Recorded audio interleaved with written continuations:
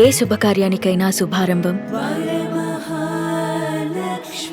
మీరు సిల్క్ స్మిత గారు మంచి ఫ్రెండ్స్ కదా? ఇండస్ట్రీకి ఒకేసారి వచ్చారు మీరు? వచ్చాం, ముగ్గురు వచ్చాం. నేను, ముచ్చర్లన్న గారు, సిల్క్ స్మిత గారు అసలు చెన్నైకి ఎలా వచ్చారంటే ఏమని చెప్తారు మీరు? చెన్నై ఛాయాదేవి ఇంట్లో ఉన్నప్పుడు ఆవిడ నాకు పరిచయం. ఒక పని మనిషిగా వచ్చారని విన్నా. అది అన్నపూర్ణమ్మ గారని ఆవిడతో వచ్చారని నాకు తెలుసు. అన్నపూర్ణమ్మ కూడా నాకు తెలుసు.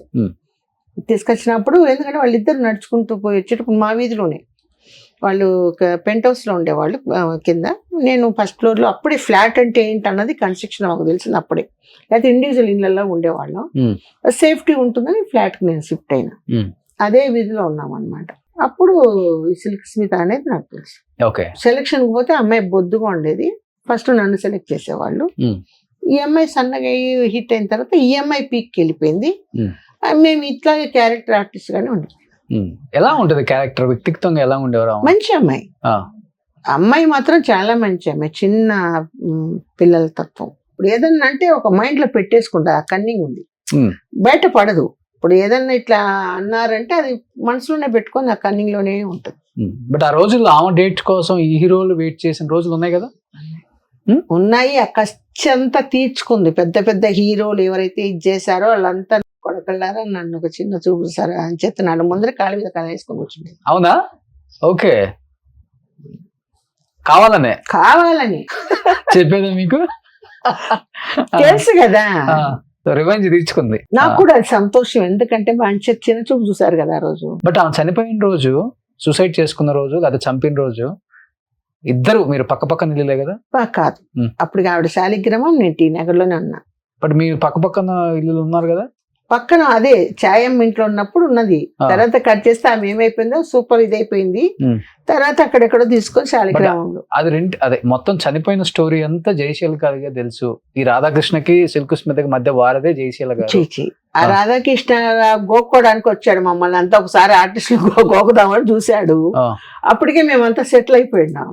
సో ఆ పప్పులుడకో పాప పిచ్చిది పడింది అంతే. ఏంటి అసలు వాళ్ళిద్దరి మధ్య లవ్? అది పెళ్లి చేసుకున్నారా? లవ్ అని ఏం కాదండి, పరిస్థితుల ప్రభావం. ఒక మగతోడు కావాలి ఒక ఆడదానికి.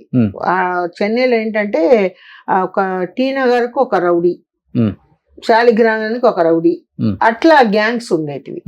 అప్పుడు ఇంత ఇది కాదు చెన్నై. ఒక ఆర్టిస్ట్ అంటే ఒక చిన్న చూపు ఇదిగా ఉండేది. దానికని ఒక body guard need every once. అతనికి సర్వస్వం అర్పిస్తారు. ఇంకా సర్వస్వం కాదు, ఇంకా వాడు ఒక మొగడు. ఇప్పుడు ఒక మొగడు దేనికొస్తాడు? దాన్ని అనుభవించడానికి, దానికి ఒక కమాండ్ చేసుకుని దాని డబ్బులు తిని వాళ్ళ పిల్లలకి పెట్టడానికి కొంతమంది ఉంటారు. నేను ఫ్రాంక్ గా మాట్లాడతాను. కొంతమంది అయ్యో నా కోసం అంతా సాక్రిఫైస్ చేసిందే దాన్ని ఆదుకుందామని వాళ్ళు కొంతమంది ఉంటారు. అంతే కదా? ఇప్పుడు ప్రపంచం మీరు ఎంతో మందిని ఇంటర్వ్యూలు చేసి ఉంటారు, ఎన్నో చూసింటారు. నేను చెప్పింది దాంట్లో ట్రూ ఉందా లేదా? నిజమే, అది వాస్తవమే. అందరూ అదే చెప్పారు. కొంతమంది ఆడవాళ్ళ సొమ్ము తీసుకెళ్లి వాళ్ళ పిల్లలకి పిల్లల్ని పెట్టుకొని దీనిని వాడుకుంటూ ఉంటారు. అవును, ఎస్పెషల్లీ ఇది దీంట్లో ఇండస్ట్రీలో. కొంతమంది అయ్యో పాపం నన్నే దిక్కుగా ఉందని చెప్పేసి సాక్రిఫైస్ అయ్యి పిల్లలు గాని ఫ్యామిలీతో ఉండేవాళ్ళు. ఇప్పుడు వచ్చిందిలే సిస్టమ్, వాడిది ఈలగ పెట్టేది. అప్పుడంతా అంతే, ఆడవాళ్ళు మగవాళ్ళు పెట్టేది ఎక్కువ. అంతేనా? అంతే. సో అట్లా రాధాకృష్ణ మొత్తం దోచేశాడు. పాపం పెళ్లి చేసుకొని తనకంటూ ఒక బిడ్డను కనాలన్నది ఒక దాని ఎయిమ్. ఓకే. సో కొడుకుని లవ్ చేసింది. అక్కడ పడింది. ఎవరు కొడుకుని? రాధాకృష్ణ కొడుకు. ఓకే, ఇప్పుడు రాధాకృష్ణ లవరు. అది వీళ్ళిద్దరికి సంబంధం ఉంది. రాధాకృష్ణ ఈవిడ కలిసి సంసారం చేస్తూ ఉండేవాళ్ళు. ఆ కొడుకు మీద పెళ్లి తెలియకుండా రాధాకృష్ణ కొడుకుతో లవ్ లో పడదే. అది రాధాకృష్ణకి ఎందుకు తెలియదు. ముగ్గురు ఒకే చోట, ఫ్యామిలీ అంతా పక్క పక్క ఉంటే ఎట్లా తెలియకుండా ఉంటుంది. సో వీళ్ళిద్దరు పెళ్లి చేసుకున్నారా మరి? లేదు, అప్పుడే అక్కడే అమ్మాయి చావాలని చావలేదు. ఇప్పుడు చంపారా అమ్మాయిని? చంపాడు రాధాకృష్ణ అని అందరు అన్నారు. మనం చూడలే, మన కళ్ళతో చూడలేదు. తనకున్న ఆశ పెళ్లి చేసుకొని. ఎవరికైనా ఒక ఆడది దానికి లాస్ట్ లో ఒకవేళ కడపత్రం కోసం ఎన్ని తప్పులు చేసుకున్నా తనకంటూ ఒక జీవితం, తనకంటూ ఒక బిడ్డ అనుకోవడంలో తప్పు లేదండి. అంతే కదా? ఎవరైనా అవన్నీ చూసి మర్చిపోతారు. మర్చిపోతారు. ఎందుకంటే నేను ఎంతో ఈ 40 సంవత్సరాల సర్వీస్ లో చాలా మంది స్టోరీస్ ఈ ఆర్టిస్ట్ అన్ని విని ఉంటాను, చూసి ఉంటారు కూడా. చూశాను, కళ్ళతో చూశాను, చాలా మందిని చూశాను.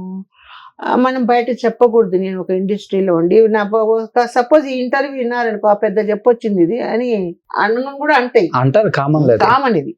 చనిపోయినప్పుడు వెళ్ళారండి సిల్క్ స్మిత్ గారు? లేదు, నేను షూటింగ్ లో బిజీగా ఉన్నాను. ఆ, ఇద్దరు చనిపోయినప్పుడు నేను లేను. సిల్క్ స్మిత చనిపోయినప్పుడు నేను లేను. ఒక నా ఫ్రెండ్ రజని అని ఒక అమ్మాయి ఉండేది. ఆ అమ్మాయి చనిపోయినప్పుడు నేను లేను, షూట్ లో ఉన్నాను. వచ్చిన తర్వాత హుటాహుటిగా వెళ్తే చనిపోయింది.